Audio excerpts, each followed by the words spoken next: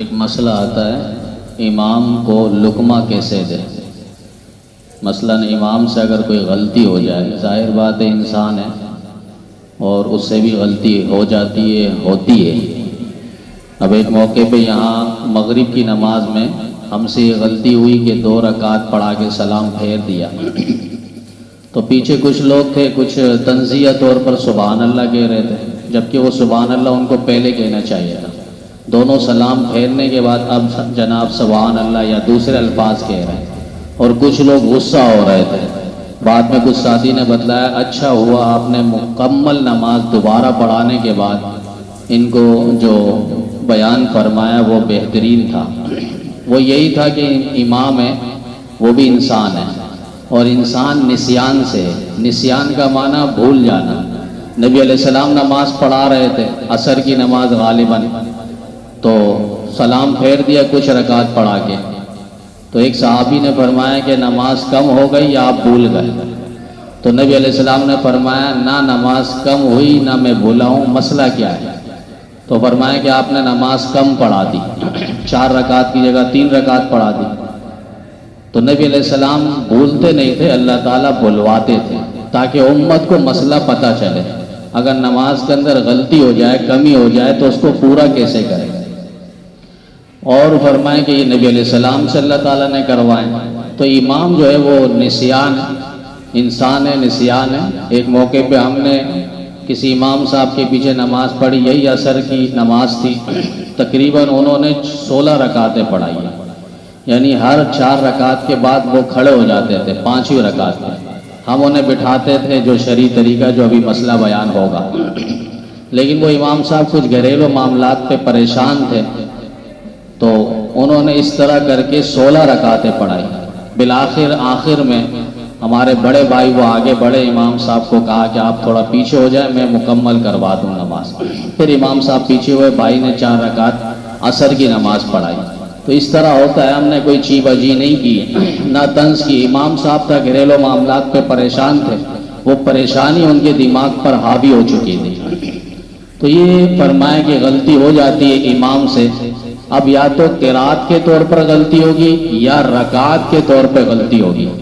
یہ کچھ دن سے یہ بچے شرارت کر رہے ہیں، تو 1-2 ساتھی ان کو پیچھے ہٹا دیا جائے، اہم مسئلہ ہوتا ہے۔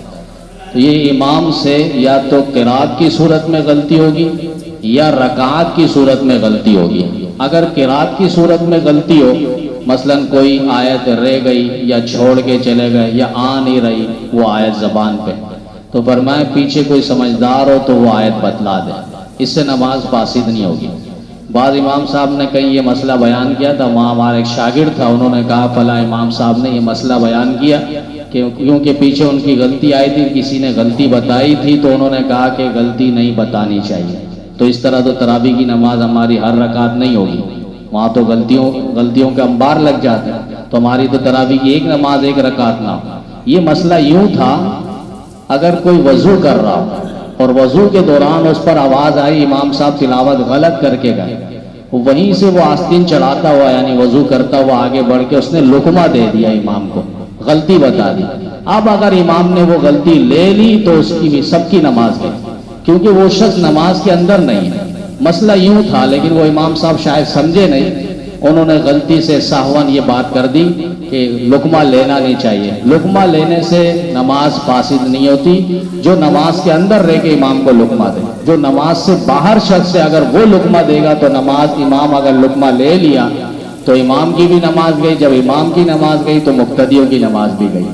تو قرات پہ اگر غلطی ہو جائے، پیچھے غلطی پہ اگر لقمہ دے دیا جائے اور اس پہ بھی جلد بازی نہ کرے، بعض مقتدی جلدی غلطی بتلا دیتے، یہ نہ ہو، یہ بھی مکروہ لکھا ہے۔ آہستہ آرام سے دیکھ لیں، اگر امام پڑھ لیتا ہے تو ٹھیک ہے، نہیں تو بعد میں بتلا دیا جائے، بھلے 2 آیت پڑھ لیں۔ یہ صورت میں کہ اگر قرات کی صورت میں غلطی، اگر رکعت کی صورت میں غلطی آ جائے، مثلاً 4 رکعت عصر ہے، امام 1 رکعت پڑھا کے ہی اتحیات میں بیٹھی ہے بھول سے، تو فرمائیں کہ اب اس کو لقمہ دے کے اٹھانا ہے کہ بھئی آپ دوسری رکعت میں ہونی چاہیے۔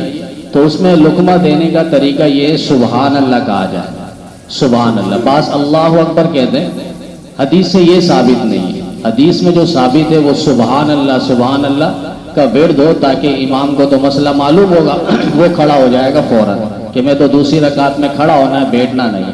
اس پہ ایک لطیفے کے طور پہ اکثر میں واقعہ سناتا رہتا ہوں کہ جنرل ضیاء الحق مرحوم رحمۃ اللہ علیہ جو پاکستان کے صدر بھی رہے، انہوں نے اپنے دور میں بہت بہترین ایک آرڈیننس جاری کیا تھا، اور انہوں نے یہ کیا تھا کہ جتنے بھی محکمہ ہیں، پولیس ہو، افسر ہو، جرنل ہو، رینجرز ہو، فوج ہو، وہ نماز کی پابندی کریں اپنے دفتروں کے اندر، محکموں کے اندر۔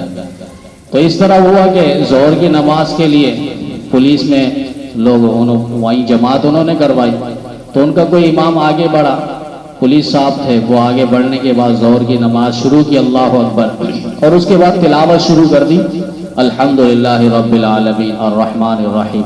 پیچھے کوئی تھا یہیں کا مسائل پہ بیٹھنے والا، اس نے فوراً سبحان اللہ کہہ دیا، بھائی قرات نہیں ہونی چاہیے، یعنی سبحان اللہ کا مطلب یہ زور پہ تلاوت نہ ہو، زور زور سے۔ اب وہ امام صاحب جو تھے، جو پولیس میں بنے ہوئے تھے، وہ مزید اور زور زور سے تلاوت کر رہے ہیں کہ میری تو تعریف ہو رہی ہے، لوگ پیچھے سبحان اللہ کہہ رہے ہیں۔ نماز مکمل ہوئی، اس کے بعد سب نے ان کو کہا کہ بھائی آپ نے تو زور سے تلاوت کر دی، تو کہا کہ زور سے تلاوت کیا ہوا؟ پھر کہا کہ آپ نے ظہر کی نماز میں زور سے تلاوت کی ہے جبکہ آہستہ ہوتی ہے تلاوت۔ کہا کہ میں 40 سال سے نماز پڑھ رہا ہوں، جمعہ ہماری گاڑی وہاں رکتی ہے، ہم جمعے کی نماز میں امام صاحب زور سے کیا، وہ تو لاؤڈ اسپیکر پہ تلاوت کر رہے ہوتے، تو میں نے کر لیا تو کیا گناہ ہے؟ تو وہ صرف 40 سال سے جمعہ کی نماز پڑھ رہے تھے، 40 سال سے ایک نماز ظہر کی نماز نہیں پڑھی۔ تو مسائل کا علم ہونا بھی ضروری ہے، مسائل کی روشنی پہ جب عبادات کریں گے تو اس کا ایک الگ ہی لطف اور مزہ ہوگا۔ اللہ تعالی ہم سب کو عمل کی دولت نصیب فرمائے۔